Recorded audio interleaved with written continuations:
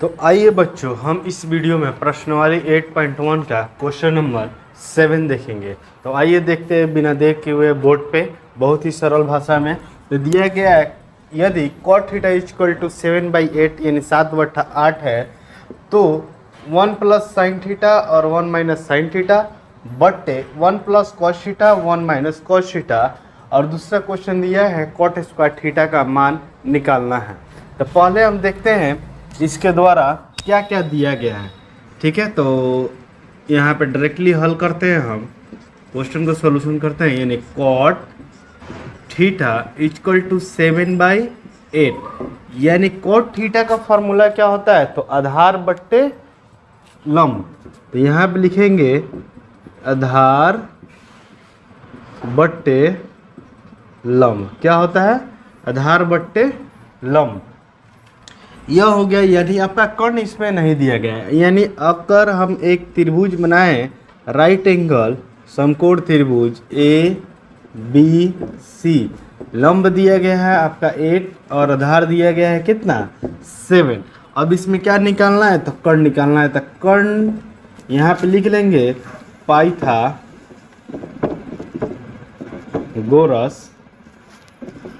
परिमेय से।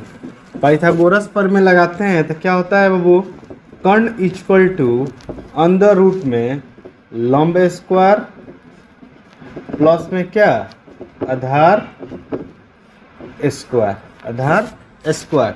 तो यहाँ पे देखिए कर्ण आपका क्या दिया है, AC, तो AC लिख देते हैं। अंडर रूट लंब, लंब क्या दिया है, AB का स्क्वायर, तो AB का स्क्वायर प्लस आधार क्या दिया है, BC, तो BC का स्क्वायर। आगे बढ़ते हैं, AB क्या दिया है 8, तो 8 का स्क्वायर प्लस BC क्या दिया है 7, तो 7 का स्क्वायर। 8 का स्क्वायर कितना हो जाएगा 64, 7 का स्क्वायर कितना हो जाएगा, तो 49, यानी 8 × 8 = 64 और 7 × 7 = 49। आगे बढ़ते हैं, इन दोनों को ऐड कर लेते हैं।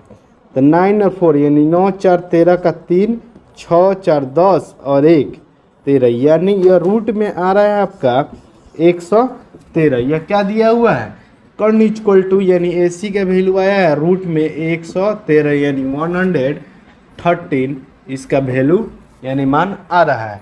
अब आगे बढ़ते हैं क्वेश्चन पे। यानी क्वेश्चन नंबर 1 आपका क्या कह रहा है जी, 1 plus sine theta 1 minus sine theta बट्टे 1 प्लस कॉस थीटा और 1 माइनस कॉस थीटा। अब क्या करेंगे, इसको एक फार्मूला पे तोड़ देंगे। आप लोग जानते हैं, लोग अलजेब्रा का एक फार्मूला होता है A प्लस बी और क्या A minus B equal to क्या होता है बच्चों, तो A² माइनस B²। यह क्या होता है, अलजेब्रा का एक फार्मूला होता है। A प्लस बी और A माइनस बी, यानी A प्लस बी और A माइनस बी। अगर एक प्लस में रहो और एक माइनस में रहे, A प्लस बी और A माइनस बी के फॉर्म में रहे, तो A का स्क्वायर और माइनस B का स्क्वायर हो जाता है।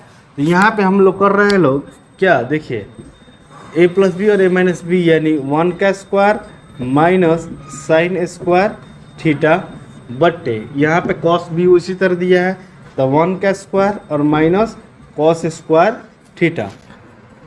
तो बच्चों 1 का स्क्वायर क्या हो गया 1। साइन का फॉर्मूला क्या होता है, लंब बट्टे कर्ण, अगर इसका स्क्वायर है तो इसका भी होल स्क्वायर बट्टे 1 का स्क्वायर 1 माइनस कॉस का क्या होता है, आधार बट्टे कर्ण, इसका होल स्क्वायर।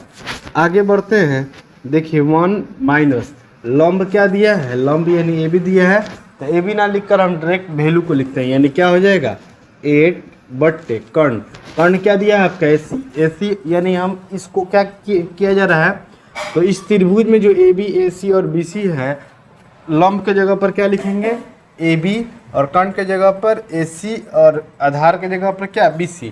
इसको ना लिखकर एक स्टेप आगे बढ़ रहे हैं, डायरेक्ट बना रहे हैं। देखिए लंब यानी लंब दिया है 8, तो 8, कर्ण क्या दिया है 113 रूट में, तो रूट में 113 का होल स्क्वायर बड़ा बट्टा। अब देखिए 1 माइनस आधार क्या दिया है 7, यानी 7 बाई कर्ण क्या दिया है, अंडर रूट 113 यानी 113 का होल स्क्वायर। अब आगे बढ़ते हैं, यहीं पे देख लेते हैं बच्चों। देखिए 1 का 1, 8 का स्क्वायर कितना हो जाएगा, 8 अट्ठाई 64 बट्टे 113 का स्क्वायर करेंगे रूट में।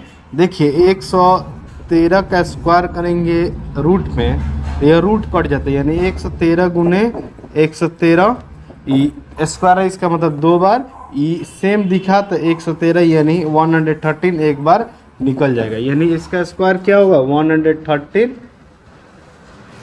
ठीक है, वैसे ही 1 का 1 क्या हो जाएगा 7 का स्क्वायर यानी 7 49 और 113 यानी फिर 113। देखिए अगर इस पर क्या रहे पूरा का होल स्क्वायर रहे, जैसे बता रहे हैं a बाई बी का अगर होल स्क्वायर रहे तो a का भी स्क्वायर और b का भी स्क्वायर होता है। तो इसी तरह इस पे 8 का स्क्वायर यानी 8 8 64 अंडर रूट 113 का स्क्वायर, तो इतना हो गया।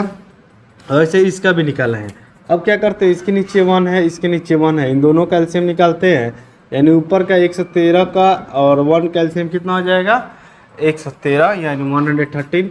1 का टेबल कितना बार पढ़ेंगे कि 113 आएगा, तो 113 यानी 113 बार, 113 में 1 से गुना करेंगे तो कितना हो जाएगा 113, माइनस है तो माइनस, 113 से 113 कैंसिल, यानी 113 का पहाड़ा एक बार पढ़ेंगे तो 113 आएगा और 1 से ऊपर गुना कर देंगे यानी 64 बट्टे इधर एलसीएम कितना हो जाएगा, यानी सेम एलसीएम होगा, फिर इसको इससे डिवाइड देंगे और ऊपर मल्टीप्लाई यानी फिर 113 माइनस 113 से 113 कैंसिल, यानी कितना हो जाएगा यहाँ पे तो 49। आगे बढ़ते हैं, देखिए अब इन दोनों को घटाइए, यानी देखिए 3 में से 4 नहीं जाएगा, 13 में से 4 जाएगा तो कितना बचेगा 9 और ये कितना हो गया 10, 10 में से 4 गया, 10 में से 6 गया 4 बड़ा बट्टा